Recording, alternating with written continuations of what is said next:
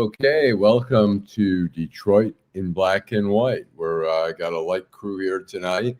It's Friday night here in the Motor City. We've got Jim Nardone, the former police chief of Trenton. Welcome, Jim.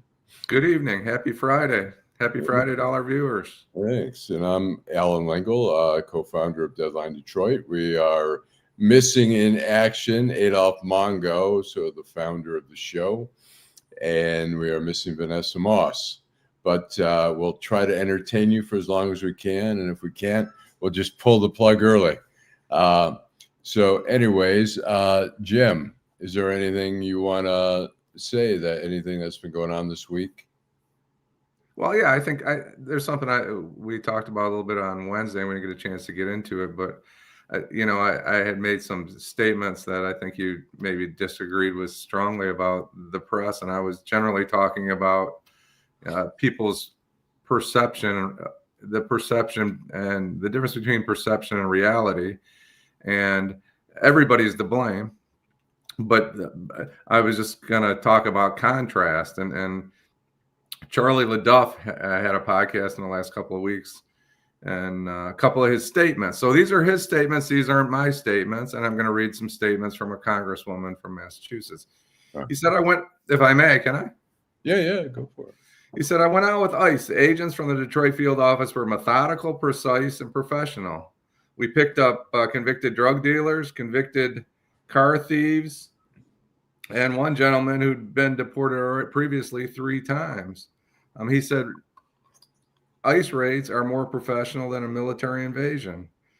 And then we have a congresswoman. So the contrast is Ayanna Pressley from Massachusetts, who made it a point over the Thanksgiving holiday to say that, people are being abducted and deported. She said that the Trump administration has abducted thousands of people. Their families were spending Thanksgiving with open seats at the table. I'm thinking of our neighbors with an empty seat at the dinner table. Those lost, on and on. But she made a specific point about people being deported and how, she's outraged. So I guess the point I was trying to make Wednesday and get around to it is, where does the truth lie? Is it, I worked with ICE extensively, so I have a pretty good opinion of ICE. How long ago? Pre 2017, right? Yeah. So my point is only this. An organization, though, now, I think. My point is this. I may be a little biased because of my experience, but they were professional. And Charlie's talking about his mother's neighborhood. We get all that, right? This was a raid they did in Westland, and this was a targeted raid, and everything's different. But I think the point I was trying to make, Allan, and maybe you can dive into it a little bit, is where does the truth lie?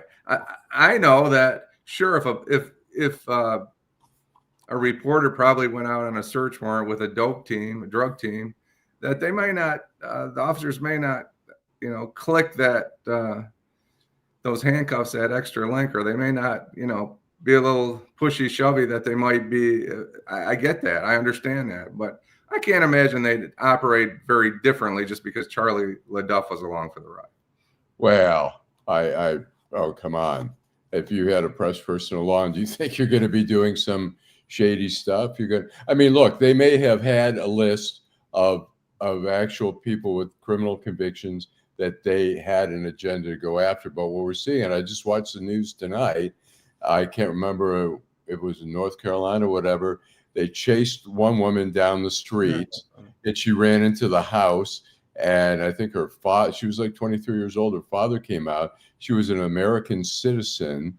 And then when the father explained that she was an American citizen and stuff, they went away.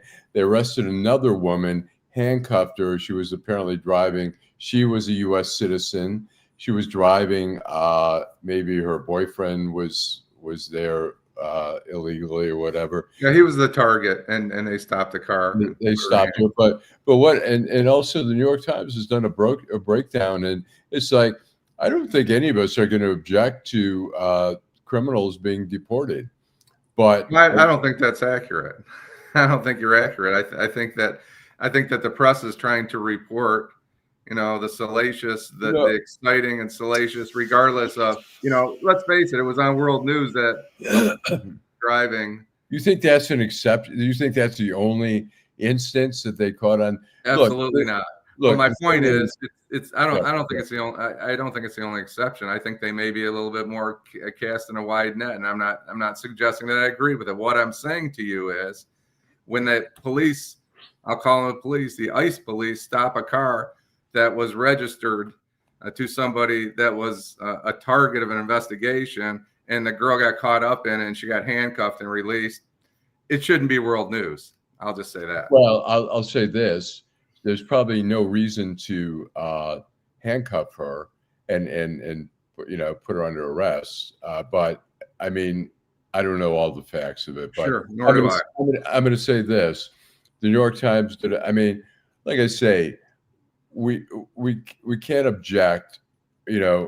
Generally speaking, I'm sure some people can, but can't object if they're arresting people, criminal records who have really, but we're also talking about some people who had, some violation, like an assault 30 years ago. They've owned a business, they've got a family here, and they're ripping them out. Is that, I think the New York Times report was basically saying it's a very small percentage of the people that they are taking that have criminal records. And that was the whole thing.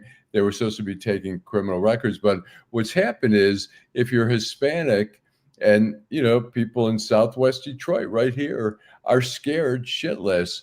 Some people are walking around with their passports or green cards or whatever to show that they're here legally, but they're just going after people and it's like the woman they chased. I don't think that's unusual that they're going after people who are Hispanic and asking, she was not Hispanic, I don't believe, was she?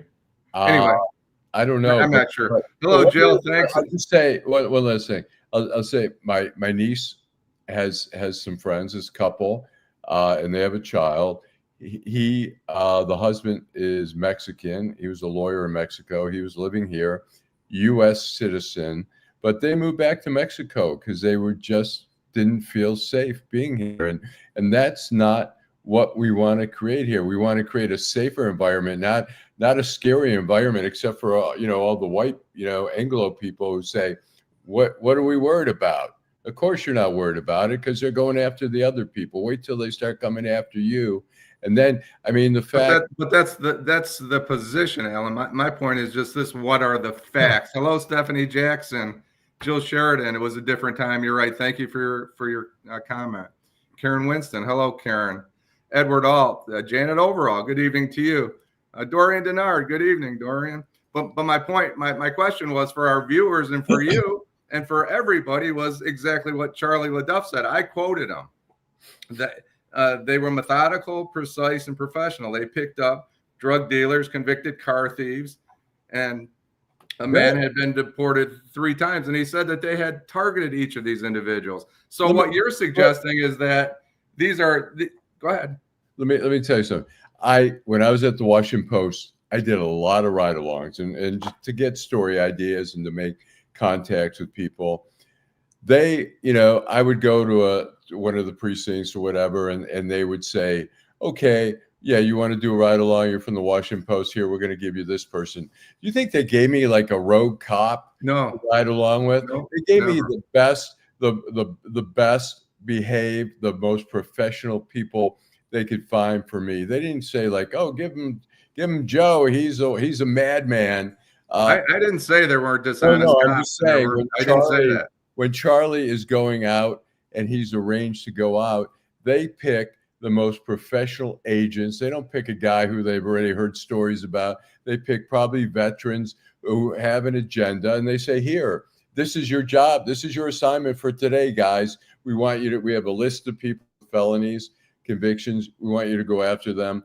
and they're going to be, they're going to be professional. You think they're going to they're going to act unprofessionally? I'm not saying. Well, Look, you're missing my point. My point is, I understood your point, but who is right? Is Ayanna Pressley right, or is Charlie LaDuff right, or are neither one of them right? They're both right. I mean, look, there's a lot of professional ICE agents, and there's some unprofessional ones, and there's ones who are profiling and doing illegal, stops. And I don't think it's probable cause that you're Hispanic, and maybe you know the law as an officer. I don't know that you can have probable cause just because you're Hispanic. That wouldn't be considered probable cause. That wouldn't even be considered reasonable suspicion. That would be nothing.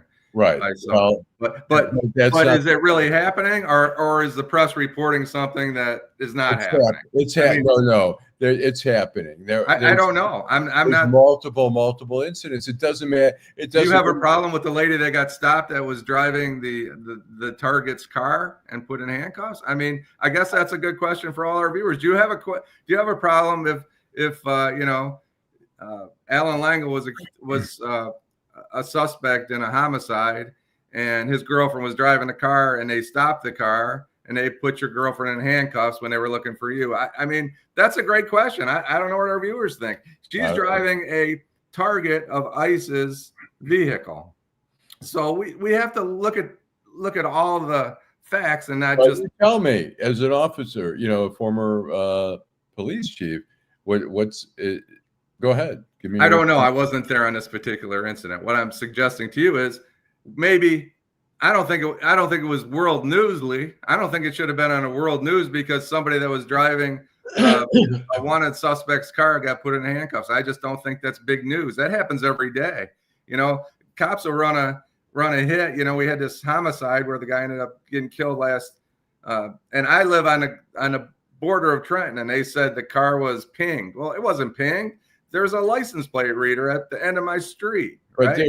there's a difference also when we're talking about immigration officers. It's wild out there now. I mean, they're invading, businesses and all that kind of stuff, and they've been rounding up people who are legal, who have green cards or work credentials to be able to work here. So here you have shared story. Shared story agrees with you. So I just think that they are building it up. They're building the propaganda up. And so we don't really, whether it's, you can call it Charlie LaDuff or Ayanna Pressley or whoever it is, we're not getting good information. And some of it's probably administration. There's no question about that. The way they run their propaganda machine, as we've seen with Kristi Noem. Well, let me ask you running a propaganda machine too. Do you say, okay, one black motorist gets shot or beaten, and you say, well, how many black motorists are stopped every day and we don't hear about that? Why should just one black motorist? Why should we? This isn't the same, Allan. They're going after. I'm sorry, they're going after people who are American citizens or are here legally. They're going after people who are going through the procedures. Sometimes they're trying to get asylum. They're showing up at court. ICE is showing up and arresting them. That was 9 months ago, Allan, when that happened, and that the judge, and that was, you got to be a little objective. I'm not suggesting that it was right, but what you're dismissing. I'm not dismissing anything, but you're talking about an incident that happened 9 months ago. It's happening. It's not the only. It probably isn't. I agree. I agree with their MO. They're showing up to court. That's their MO. They're doing everything. They're stopping people who look Hispanic. I'm sorry. And I recently heard a story about a court in Southgate where a friend of mine's brother, retired deputy police chief, works, and they had taken some people in for shoplifting who were from somewhere in South America, and they played stupid and they didn't know anything until they got a Spanish-speaking officer in there, and then they changed their mind and started telling the truth. So these things happen too. I'm not. Well, I don't know that I'm not telling you who's right and wrong. I'm just telling you I don't believe any of them. I don't believe Charlie LaDuff. I don't believe it's all as sparkly and shiny as Charlie said, and I don't believe it's as bad as Ayanna Pressley said. That's my point. We don't know what's really going on. Jim, you can't. Well, you're looking for one narrative, one direct I'm just narrative. giving you two examples and saying, where does the truth lie? Well, I believe Charlie, because Charlie went out, and like I said, I know as a fact, when I would do ride-alongs, they would put me with the most professional officers. They didn't put me with officers who had citizen complaints and all that. I always went with the officers who were, the best of the cream of the crop, and they probably put them, they know the professional ICE agents are, that from being on police forces, that some officers are more professional than others. Well, there's no question about that. I was involved in a federal and a state task force, and I'm going to tell you, there was a few people that I didn't enjoy working with.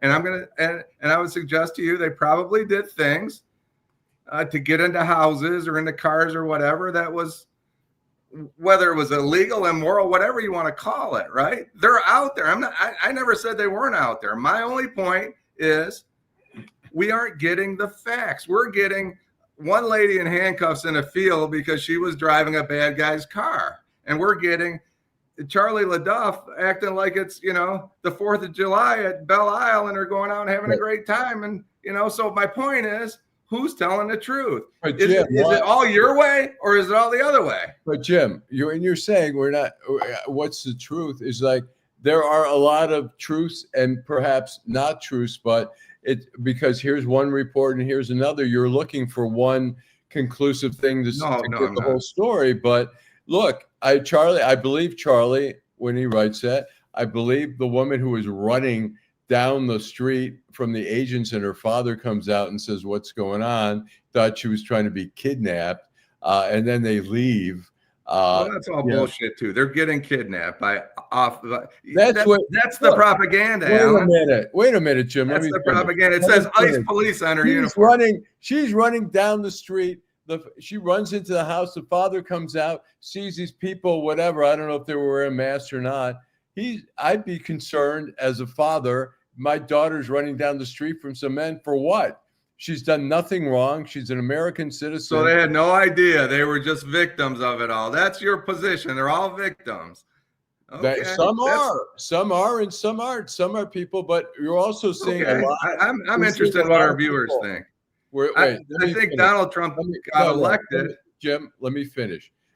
Look, there's different stories, and just because one may contradict the other in terms of what the narrative is, it doesn't mean that one is false and one is not. If Charlie's writing that, I believe Charlie. And it doesn't mean that what CNN or Fox News is reporting is accurate either, is what I'm getting at.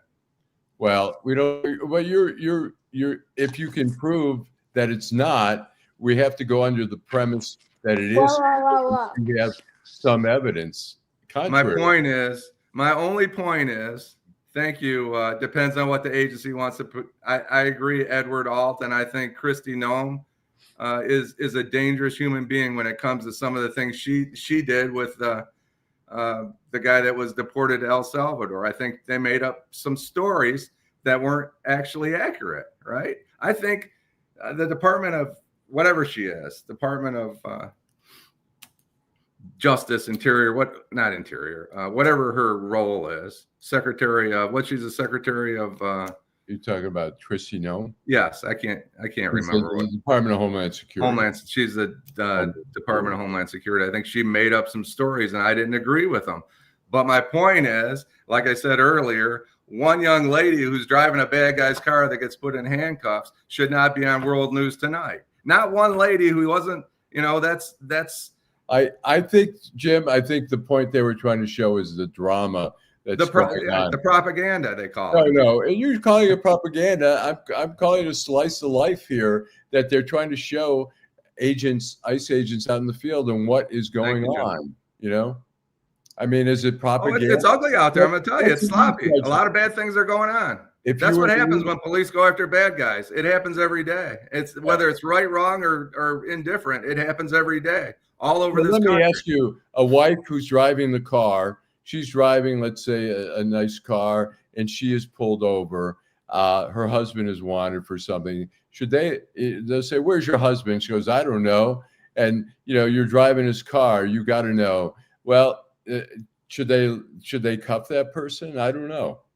We don't know what happened before she was handcuffed. We I don't think she know. wouldn't. I They think she wouldn't. identified her. She made a scene, and the liberal propagandists put it on CNN and everywhere around the world. So we don't know what she really did, other than she was driving a bad guy's car. Maybe some people want to know what ICE is doing out there. I mean, maybe we have a police force out there that is maybe stepping over the line, and maybe we do, and maybe we don't, though. Have you ever thought of that, Alan? Have you ever thought that maybe these people are wrong? Has that even crossed your mind? ICE pushed back and said, "Hey, we're just doing our job. We have nothing to apologize for." So that's my only point is I'm drawing a comparison between two ops. They're not my words. They're Charlie LaDuff's word and Ayanna Pressley. I don't represent either one of them, but they sure are way apart on the truth of what's going on out but there. That's so what? Those are two different stories. There are some good parts of it. There are some bad parts. Why do you find it so difficult to try to weigh each one and say one of them's got to be not true? No, I didn't say that. That's not what I said. I said, where does the truth lie?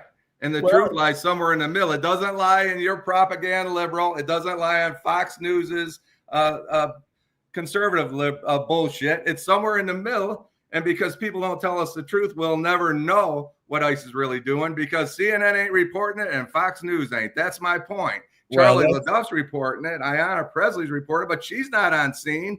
Charlie was. That's my only point. I don't know who's right. I just continue to tell you that we will never know exactly what ICE is doing because the press doesn't want us to. Yet you're very selective view. You're no, not at all. You're not. I'm guessing you are not that informed about everything. You are not consuming all kinds of stories. Absolutely not. You're absolutely correct. And so you're drawing. Because I don't want my brain poisoned like you. I'm going to let them poison your brain. I don't need my brain poisoned. I want to know what's really going on. I want to know if ICE is doing this or they're not doing it. You just want to believe that they're all bad guys. That's the liberal position. Look, then if you want to know, then go watch Fox. Go watch. I don't like Fox. They like it. Fox is celebrating people getting killed down along South America. That's not my life. I don't believe in that. I think that's wrong, right? I think it's wrong to kill people that you haven't identified as. If they found 600 kilos and they have evidence that they had 600 kilos and that they should intercept that vehicle, right? They shouldn't bomb it. We don't do that to drug dealers in Michigan. We don't bomb their houses because they have 6 kilos in their garage. So I don't want to watch a news station that celebrates the killing of people for alleged crimes. It's interesting. But that's propaganda. I recognize that. The problem is I recognize both sides of the propaganda. You only recognize one. I see both. But let me say this. Pete Hegseth, our Secretary of Defense, our Secretary of War, has defended the two guys who were holding onto the boat after the boat had been blown up, and he just said that in the fog of war. So The Onion, which is a satirical fictional publication, put this out, which I thought was a little humor there. Did you get the humor, Jim? Yes, he's a bad guy. He should not be anywhere near the government. There's so many people there. I mean, I would say Marco Rubio, I may not agree with a lot of stuff, but I feel like he's a responsible adult who's qualified, who's capable. He's the only one. And then you get to Hegseth, who, was a drunken whatever. His mother was dissing him. And then you got Kash Patel, who in the first administration, William Barr, the Attorney General, said they wanted to make Kash Patel the deputy director of the FBI, and William Barr said, "Over my dead body." Well, he's running the FBI right now. He lives in Vegas. I'm sorry, you got a job in DC, move your ass to DC, live there. You want to have a vacation home or whatever, but he says, "I live in Vegas. That's why I fly the plane around." It's like, I'm sorry, it's like Trump, he probably would have, Melania wanted to live in New York. I'm surprised that Trump even moved to the White House. But hey, Edwards, looking for Vanessa. She disappeared. I don't know if she's already tired of us. We're glad you guys are still with us. Hello, Vanessa. Vanessa's hanging. Bomb was dropped in Philly for loud music and using a megaphone. That's Karen Winston. Those cops should be in jail. Mr. Duckett had said something about giving the cops the benefit of the doubt. I was not in this particular case giving anybody the benefit of the doubt. I was just drawing comparison.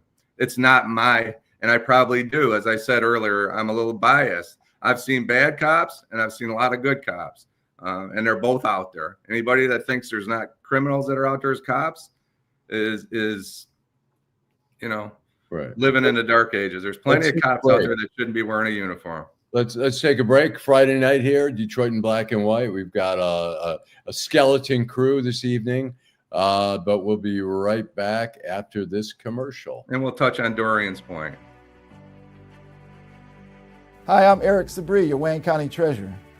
Are you living in the home of a deceased family member and you're facing property tax foreclosure, or maybe you know someone who's in the same situation? The probate process may be helpful to you.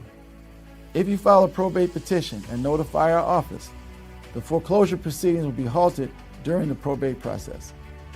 We have several nonprofit partners who have free attorneys who can assist you. Contact our office, 313-224-5990, or email us at taxinfo@waynecounty.com. Don't lose your family property. Some of these properties have been in the family for 4 or 5 generations. Contact us now. We're here to help.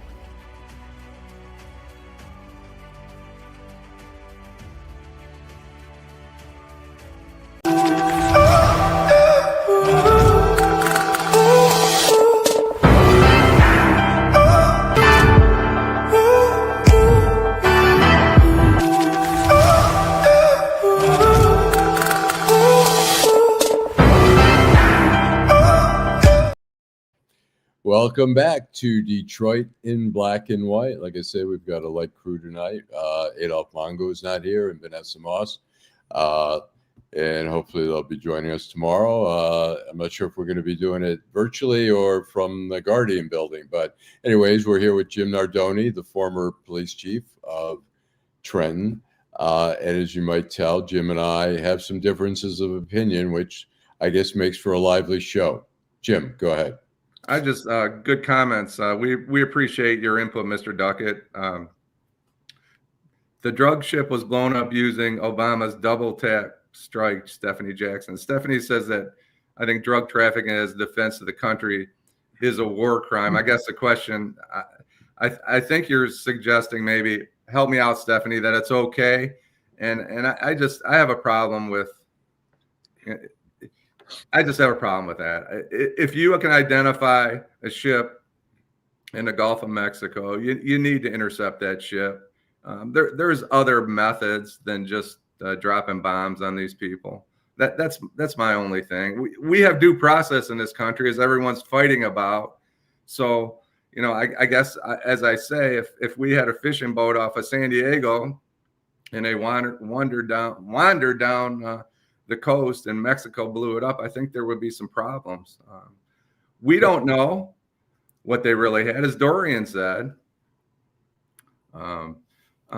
I mean, Mary said, do you feel the same way about genocide Trump and genocide Biden, Kamala? I don't have any excuses for any of it. We talk about war and how some of the things happen, but whether it's Vietnam or Afghanistan, wherever, when you're playing with weapons like that, innocent people get killed, as we've seen all across the world, and it's not stopping. And there's no excuse for it, whatever it is.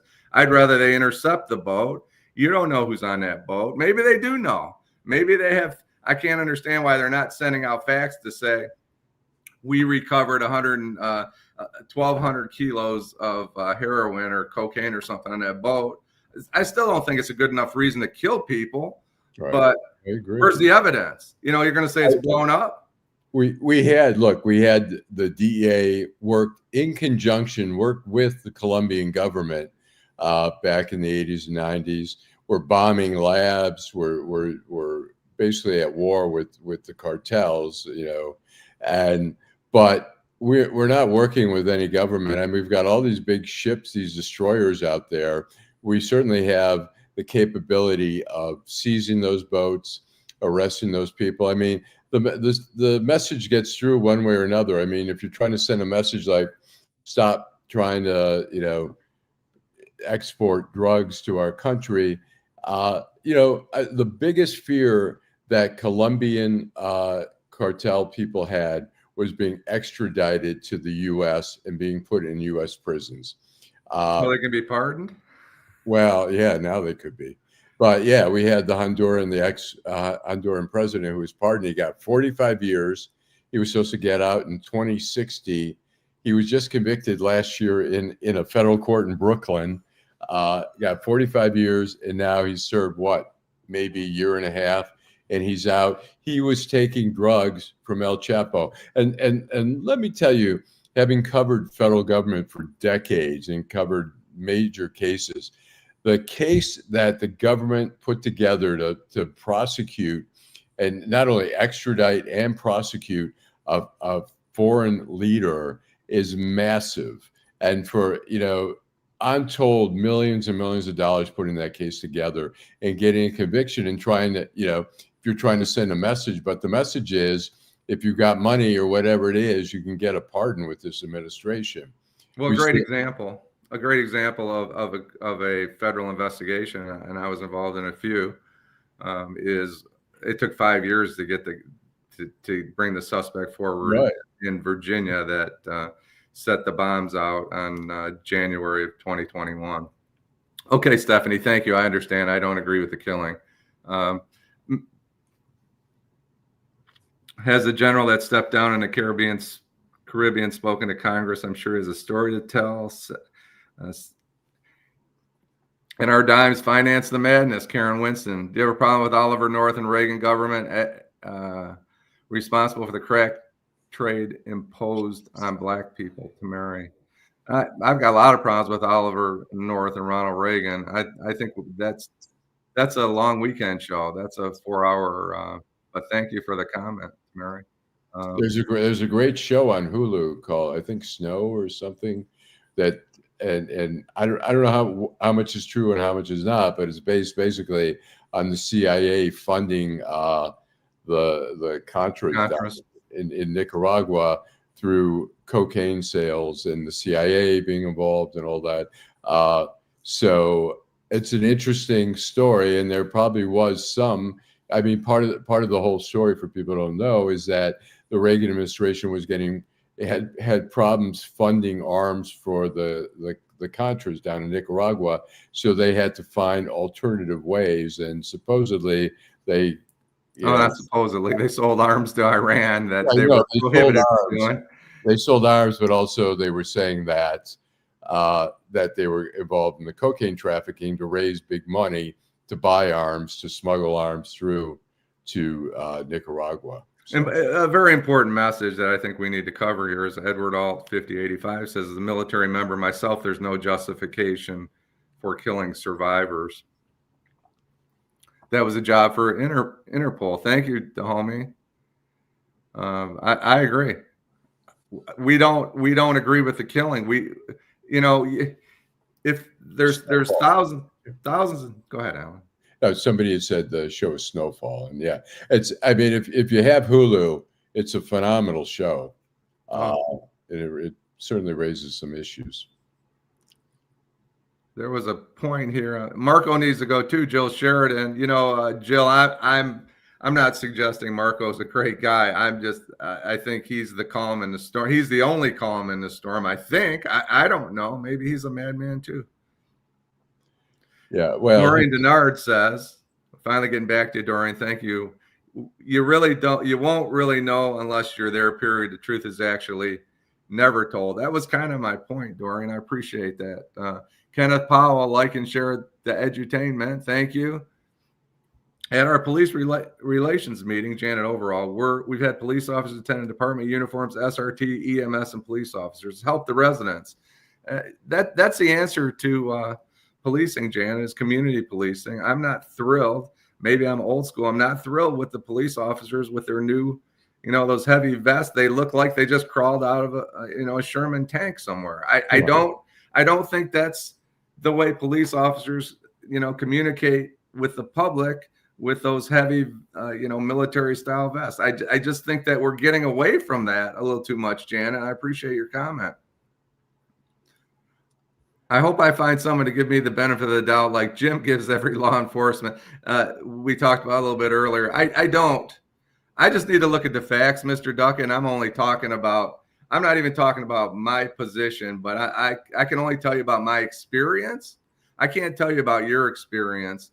So I worked in a federal task force. I also, we were very attached to ICE. We had our police department, our little police department, for 15 years had an officer assigned to Homeland Security Investigations, which is really ICE. It's the investigative branch. So I've had a lot of experience working with them, both on the road and as an administrator. So, and I can only say that my experience was favorable. I'm not suggesting that they're all great, but the people that I dealt with, they follow the Constitution, and that's all. That's where you start. Ira Todd, hey Ira, good happy Friday to you. Hope you're feeling okay. Yeah. Thank you, Jill, for the Homeland Security Director of Homeland Security. Kidnappers don't have lights and in uniform. Let me read something from ProPublica, which is a great nonprofit organization with some of the best, like the Guardian. Well, it's got some of the best reporters in the country. Anyways, they have a report here, and this is they say that let's see, I'm sorry here. Whoops. It says when the Supreme Court recently allowed immigration agents in the Los Angeles area take race into consideration during sweeps, Justice Brett Kavanaugh said that citizens shouldn't be concerned. And then it says, but that is far from reality. Many citizens have experienced. Americans have been dragged, tackled, beaten, tased, and shot by immigration officers. They've had their necks kneeled on. They've had outside in the rain in their underwear. At least 3 citizens were pregnant when agents detained them. One of those women had already had the door of her home blown off while Department of Homeland Security Secretary Kristi Noem watched. About 24 Americans have said they were held for more than a day without being able to phone lawyers or loved ones. Videos of U.S. citizens being mistreated by immigration agents have filled social media feeds, but there is little clarity on the overall picture, which is what you bring up. The government does not track how often immigration agents hold Americans. So ProPublica created an account. We compiled and reviewed every case we could find of agents holding citizens against their will, whether during immigration raids or protests. While the tally is almost certainly incomplete, we found more than 170 such incidents during the first 9 months of the President Donald Trump's second administration. Among the citizens detained are nearly 20 children, including 2 with cancer. That includes 4 who were held for weeks with their undocumented mother and without access to the family attorney until a congresswoman intervened. So again, it's not a complete picture, but it's certainly a picture that raises concerns. So that's, I'm not making excuses for any of them, but you're talking about 8 to 10 people a month out of the thousands and thousands. Again, I'm not making excuses. One's too many, but 170 in 9 months. Is that what you're?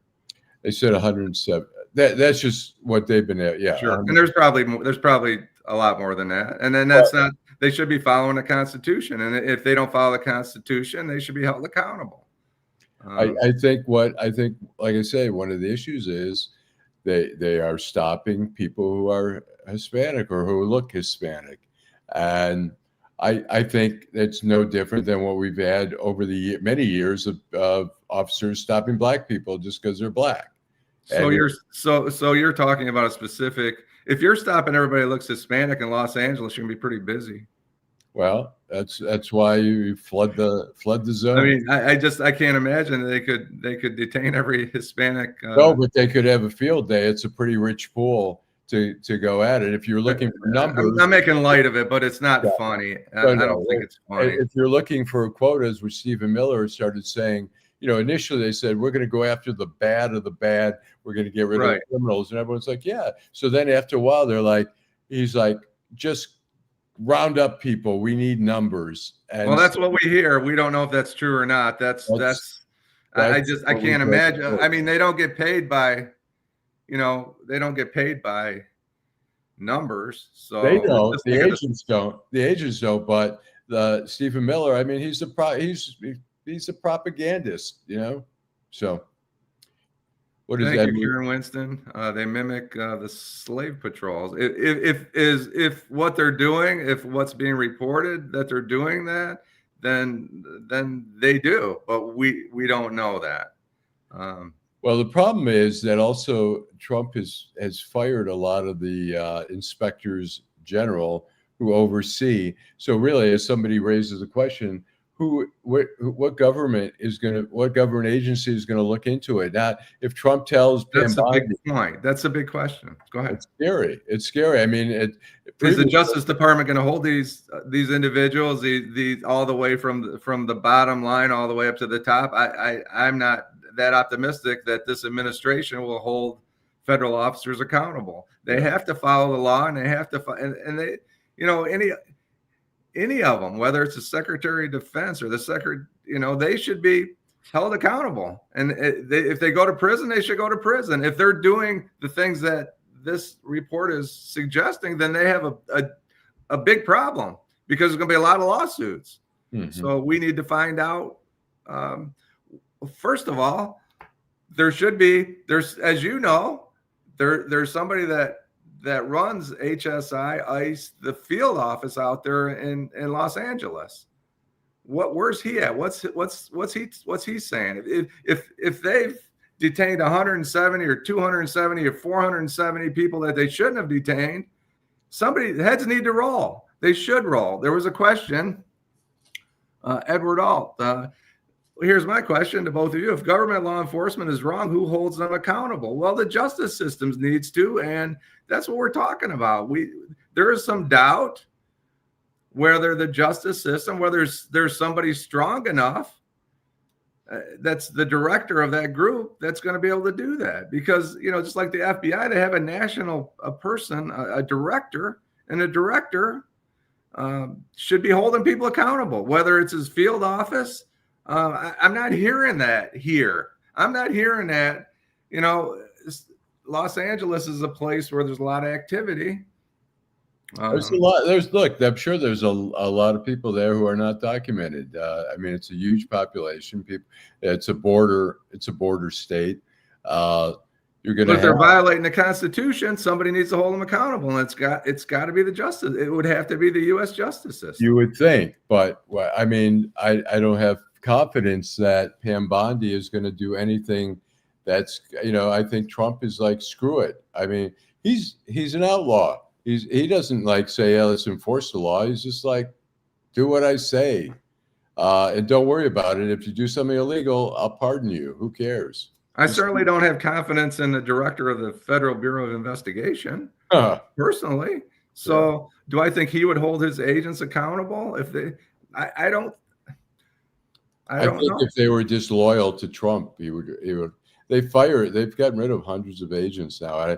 It's not like, and not to denigrate a Walmart greeter, because, God bless them, but it doesn't take a lot of training, and to have training and to have people, agents, as you've worked with agents, and preparing. I've been to the FBI Academy. I spent 10.5 weeks at the FBI Academy. I know what kind of training that they undertake, and I would be shocked if a sensible FBI agent broke the law on behalf of his supervisory special agent, his field office, his boss at the field office, or anybody else.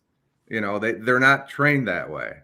So, you have a friend that writes for you sometimes that, and he's got his personal positions, but you should bring him on the show. No police officer is going to go shoot somebody for shoplifting because the chief told him to, right? Because he's going to jail. Right.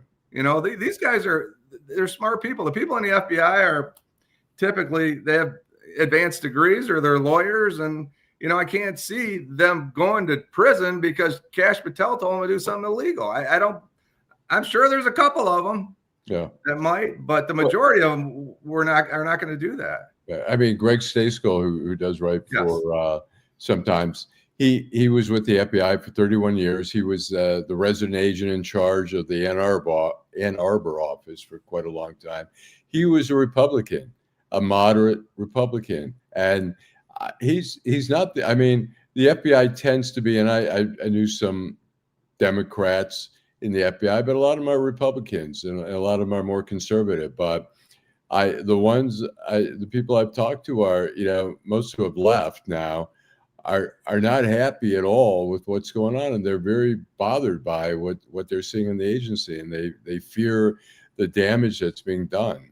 And in a roundabout way, what Edward said is, and being a former military guy, he's always a military guy, he's never former, but thank you, Edward, is that, when you work with people that are responsible, they hold themselves accountable. I guess that's the way the FBI would do it. There's agents in there that have law degrees are going to say, no, I'm not doing that, or we're not going to go that way. And I have a hard time believing that it's, I'm not saying there's not rogue groups of ICE agents out there. They changed the whole ICE process with how long you have to go to training and what your educate. All those things are different, right? When I was working with ICE, as Jill noted, it was a different time.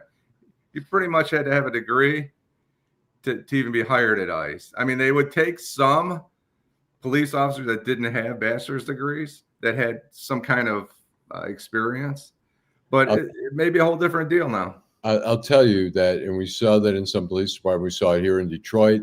I know I saw it in DC. There were certain years where there were huge pushes to recruit and hire a lot of officers. And those classes, they would call them in DC, it was like the class of 93 or whatever.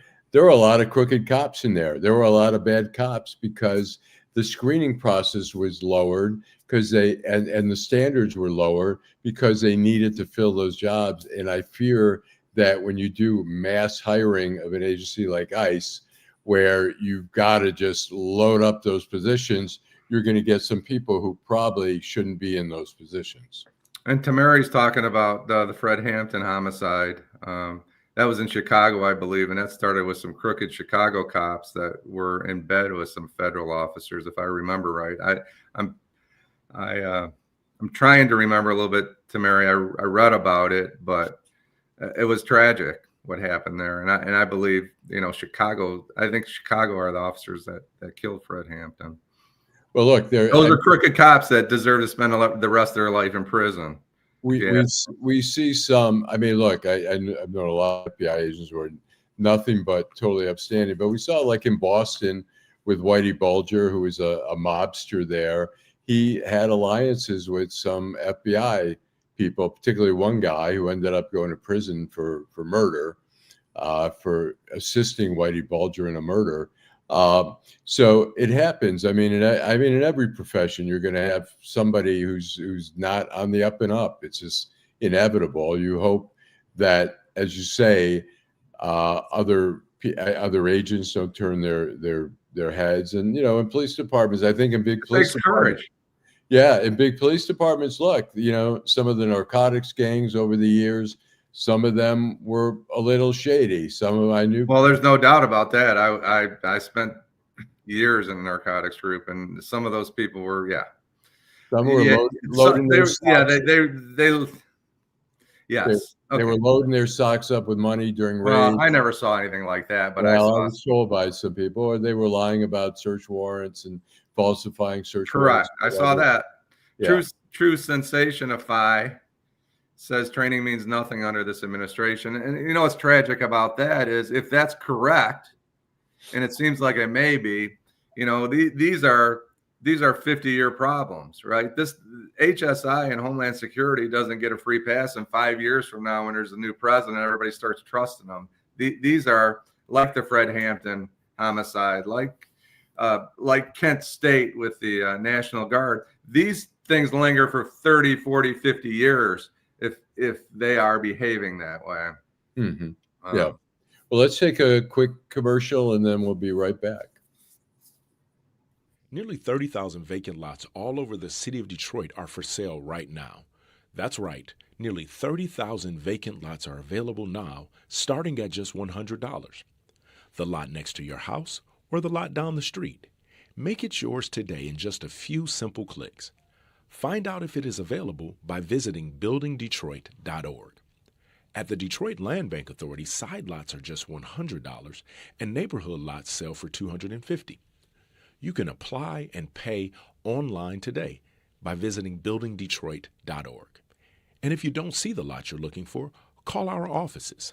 Our phone number is 313-974-6869. Again, that is 313-974-6869. Okay, welcome back to Detroit in Black and White. Friday night in Detroit. We're coming off a great, let's talk something a little lighter, the Detroit Lions for a few minutes. Jim, did you watch the I game? did. I watched every second, and we'll see where they go from here. Yeah. I'm sorry, but I had to get back to a couple of our viewers, Okay, go ahead. if you don't mind. Yeah. I don't want to ignore them. Mr. Duckett said we disagree if they're rogue. If they're running around with masks, my understanding is the masks have been peeled off, and there's no reason for a federal officer, unless he's involved in a dangerous undercover operation, to be wearing masks. And I think that's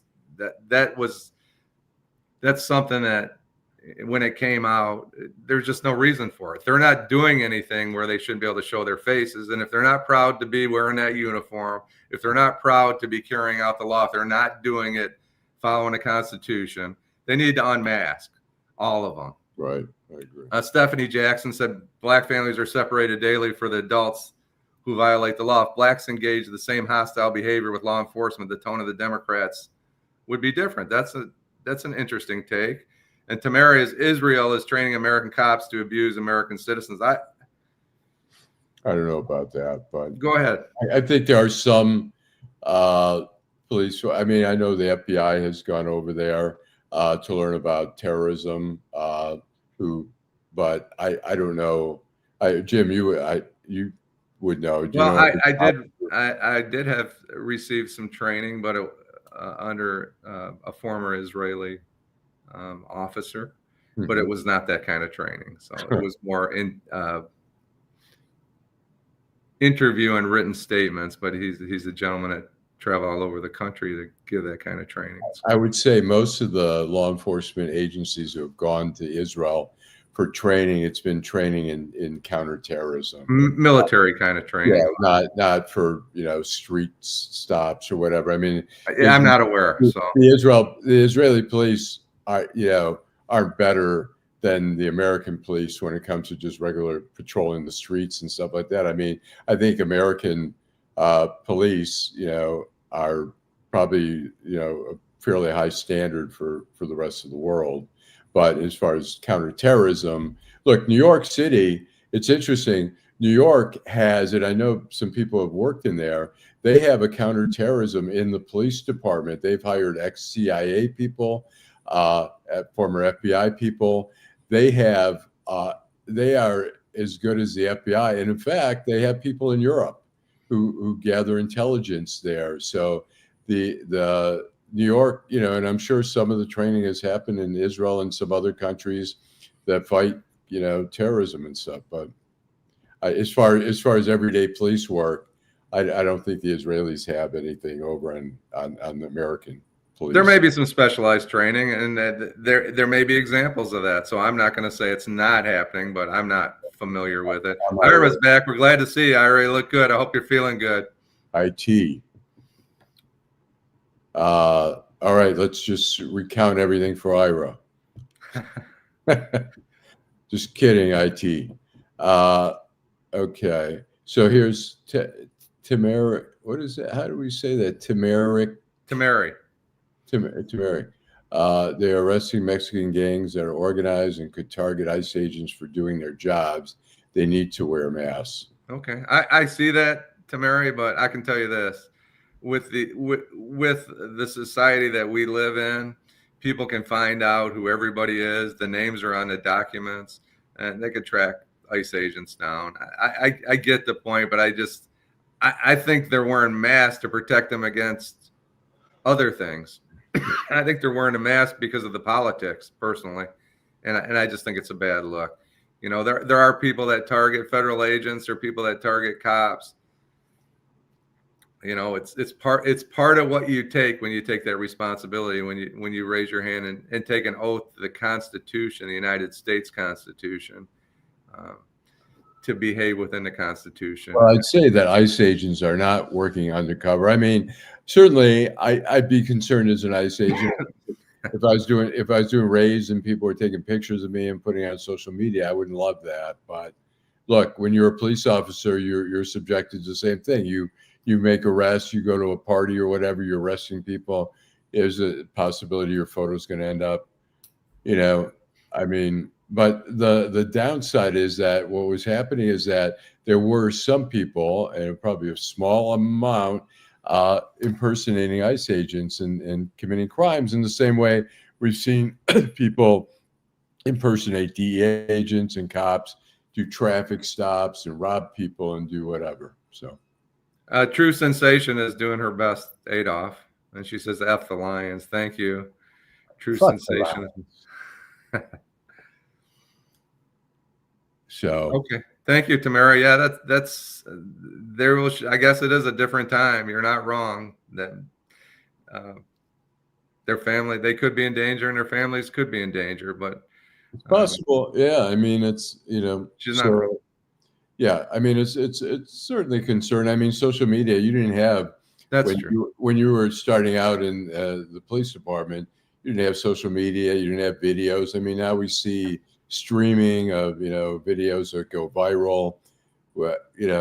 It's some of it's good and some of it's bad. I mean, look, the in Minnesota, in Minneapolis with the death there. I mean, if it hadn't been on video, I think a lot of these cases, had they not been on video, nothing would have ever happened. No police officers would have been prosecuted for stepping over but now we have video everywhere. And now, supposedly most officers are supposed to be wearing video.